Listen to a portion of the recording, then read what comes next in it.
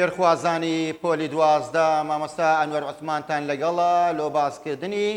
وانەیەکی تر لە وانەکانی پۆلی 12 بابەتی ئەو ڕۆمان پەیوەندی بە قەواعید هەیە ڕێزمان بە ناوی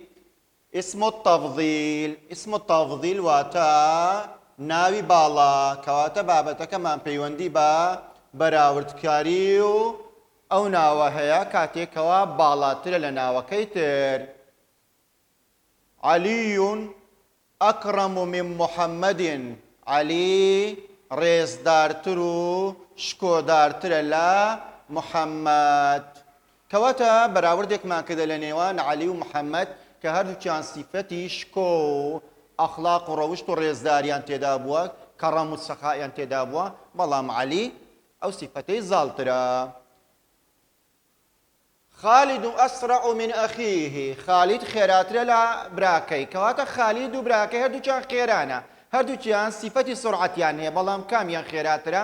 کامیان تەفضیل دەکەین بەسەر ئەوی تر، کامیان مفەضەلەکەیە؟ طبعا خالیدەکە. برایەکەی مفەضەل عەلەیه، خێراییەکەی کەمترە.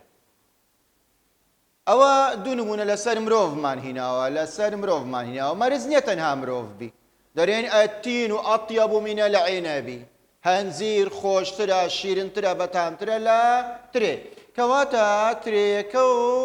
هەنزیرەکە دووچان خۆش و بەتام و بەلەزەتن، بەڵام کامیان سیفەتی بەتامی و خۆشی زیاترە؟ هەنزیرەکە.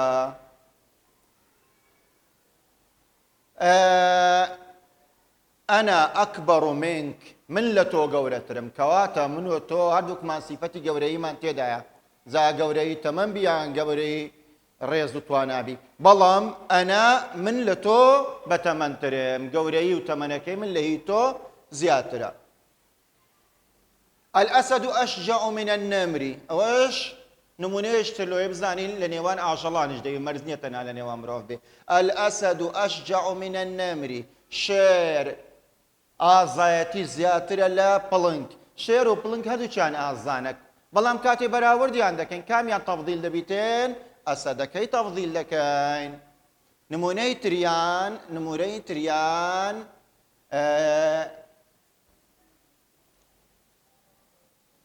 الشمس أكبر من الأرض. الشمس أكبر من الأرض. هەتاو گەورەترە لە زەوی، هەتاو گەورەترە لە زەوی. هەتاویش گەورەیە، هەسارەیەکی گەورەیە، زەویش گەورەیە، بەڵام کامیان گەورەترن؟ تەفضیلی دەکەین، طبعا هەتاوەکەی تەفضیل دەکەین گەورەترە. المنافق أخطر من العدو الظاهر. مرۆڤی دووڕوو منافق مەترسیدارترە لە دوژمنێکی ئاشکرا. دوژمن هەر دوژمنە هەردووکیان زەرەریان هەیە و خراپن، بەڵام کامیە مەترسەکەی زیاترە؟ بێگومان منافق و دووڕووەکە، لەبەرەوەی زیانت پێدەگەێنی لە کاتێکا تۆ بە دۆستی خۆتی دەزانی. نمونەی تریان الله أرحم من الأم. پەروەردگارمان بەزەیترە، بەڕەحمترە لە دایکیش. دایک کانگا و کانیاوی سۆز و بەزەیە، بەڵام لەگەر ئەوەش ڕەحمی دایک لەگەر خوای گەورە بەراوردی بکەین، بەراوردکردنەکەی زۆر شتێکی سانا دەرەچیتن، ئی خودای تەبارەک وەتەعالا عەظیم دەرەچی، کەواتە سۆزی ئەڵڵا جەلە جەلالوهو لە سۆزی دایکیش زیاترە. نمونەی کۆتایی ئەنتە ئەفهەم من صەدیقک. تۆ فەهم و تێگەیشتنت زیاترە، زووتر لە شت دەگەی بەراورد بە هاوڕێکەت. تۆش فاهمی هاوڕێکەشت، بەڵام کامتان سیفەتی فام و تێگەیشتنتان زیاترە؟ بێگومان تۆ. گەیشتینە ئیستنتازەچی، گەیشتنە دەرەنجامەچی، بزانی ئەو دەرەنجامە چمان پێ دەرێ؟ طبعا دەرەنجامەکان لۆ لەبەرکردنن. اسم تەفضیل سیغەیەکی مشتەقە، ناوێکی مشتەقە، واتە لەو ناوانە نییە کە لە ئەسڵدا هەناو بن وەکو قەڵەم و جیدار و باب و ئەو شتانە، بەڵکو یەکێکە لەو هەژ ناوەی کە باسمان کرد لە فعل وەری دەگرین. وتمان اشتقاق بریتیە لە وەرگرتنی ناوێک لە فعلێک، لە نێوان ناوەکە و فعلەکەی لێ وەرگیرە گونجانمان هەیە لە مەعنا، بەڵام جیاوازیمان هەیە لە تەلەفوظ. اسم فاعل، اسم مفعول، صفەی مشبهە هەمومان باس کرد. ئەوڕۆ باسی چمان دەکەین؟ ئەوڕۆ اسم تەفضیلیش یەکێکە لە بابەتی اشتقاق مشتقات. تدل على مانای چییە؟ أن شخصين كدوكس يان شيئين دوشت اشتركا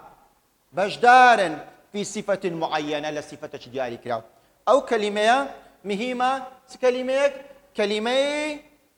اشتركا بەشدار دوو ناو دوو شت دوو گیاندار بەشدارن لە سیفەتێک هەردووچیان دەبی سیفەتەکەیان هەبی بەڵام زاد أحدهما على الآخر یەکێکیان ئەو سیفەتەی لەوی تریان زیاترە یەکێکیان زۆربەی جاریش ناوەکەی یەکەم مفەضەلە و سیفەتەکەی زیاتر تێدایە لە ناوەکەی دووەمیان دوو کەس بەراورد دەکەین دوو شت بەراورد دەکەین هەردووچیان سیفەتێکیان تێدایە یەکێکیان لەوی تر باڵاترە و ئەو سیفەتەی زیاتر تێدایە ئەوە پێی دەگوترێتن اسم التفضيل ناوە باڵاکە ئەوە پێناسەکەشمان کرد مایتمان ئێستا باسی شێوازی دروستکردن و سیاغە و ئیشتقاقی اسم تەفضیلی بکەین بزانین اسم تەفضیل چۆن دروست دەکرێت اسم تەفضیل دروستکردنەکەی دوو ڕێگای هەیە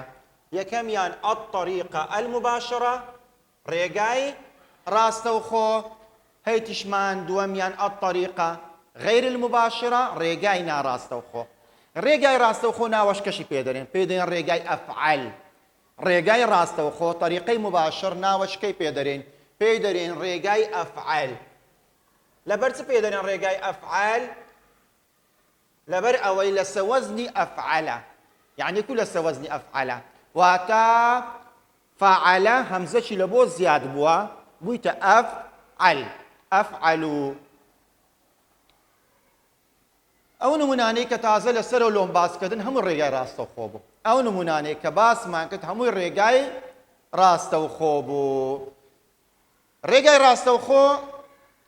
نمونەکان چۆن بوون ئەگەر بمانەوێت بە یاسایەک باسییان بکەین لە بۆ ئاسانکاری زۆربەی زۆری ڕێگای ڕاستەوخۆ بەو جۆرە بوو سەرەتا ناوەک دەهات ئیسم لۆ نمونە دەمانگۆ عەلی پاشان اسم تەفضیلەکە دەهات لە سەوەزنی ئەفعەلو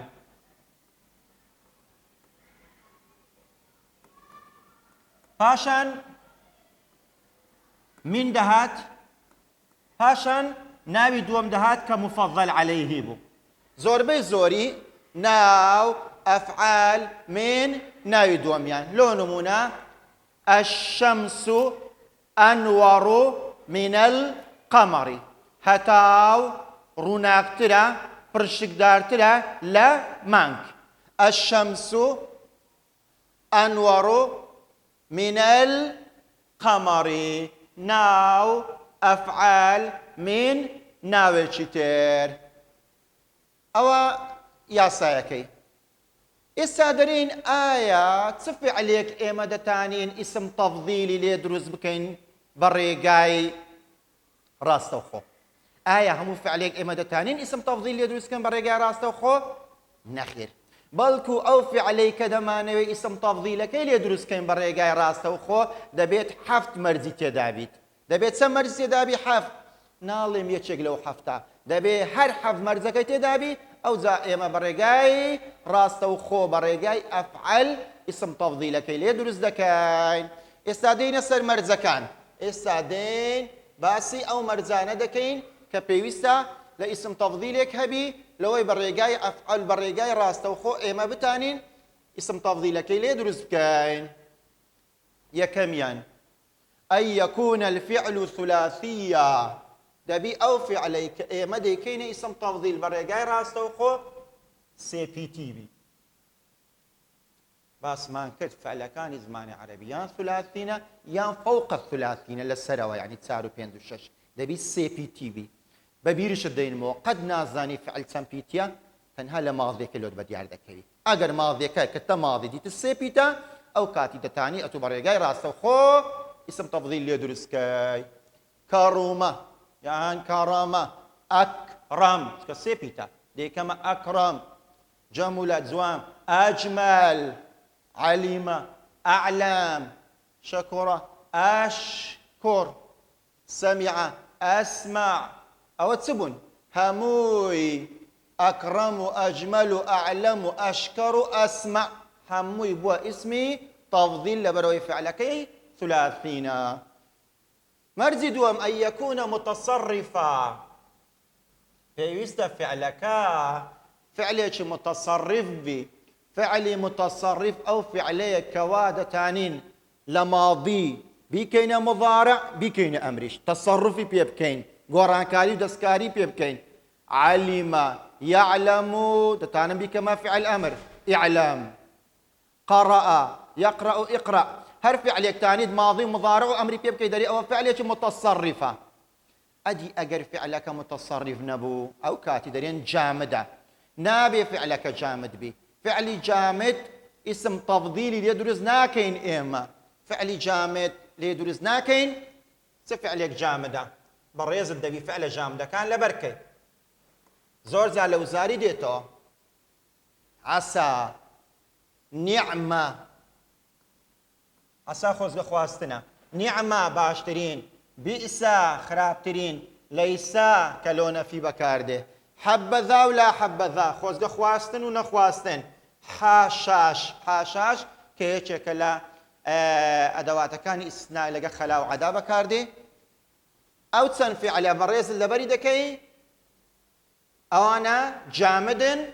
متصرف نینە لۆیە ناتانین ئێمە ئیسم تەفضیلی لێ دروست بکەین ئەوە سەبارەت بە فعلی جامد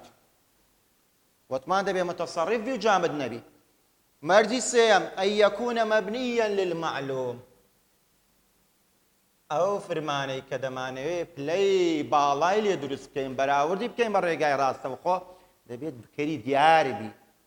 نابێ بکەری نادیاربی لەوانەکانی تریش باسمان کرد بە تایبەتی لە ئیسم مەفعولی بکەری نادیار ماضیەکەی لەسەر وەزنی فوعیلە مضارعەکەی لەسەر وەزنی یفعەلو مبني للمجهول تيا كدريم نابي مبني للمجهول بي دبي بلكو مبني للمعلوم بي بكركي ديار بي مبني للمجهول ماضي كيلس وزني فعيليا ضم وكسر وفتح مضارع كشي لس وزني يفعلوا أو مبني للمجهول نابي بلكو دبي تسبي دي مبني للمعلوم بي بكري ديار مبني للمجهول علم زاندرا يعلم دا زاندري كسر شكاندرا يكسر دا شندري قيل قترا يقال دا قتري أو مبني للمجهول مدى معنى مبني للمعلوم بأو كاتدتان بطريقي مباشر اسم تفضيلي يدرس بكاي أو مرزي سيمش من باسكت مرزي تارميان أن يكون تاما پێویستە ئەو فرمانەی کە ئیسم تەفضیلی لێ دروست دەکەین تام بی تەواو بی غەیرە ناقص ناتەواو نەبی فعلی تام ئەو فعلەیە کەوا فاعلی وەردەگری فعلی تام ئەو فعلەیە کە فاعلی لە دوا دێ فعلی ناقص کە دەرێم نابی ناقص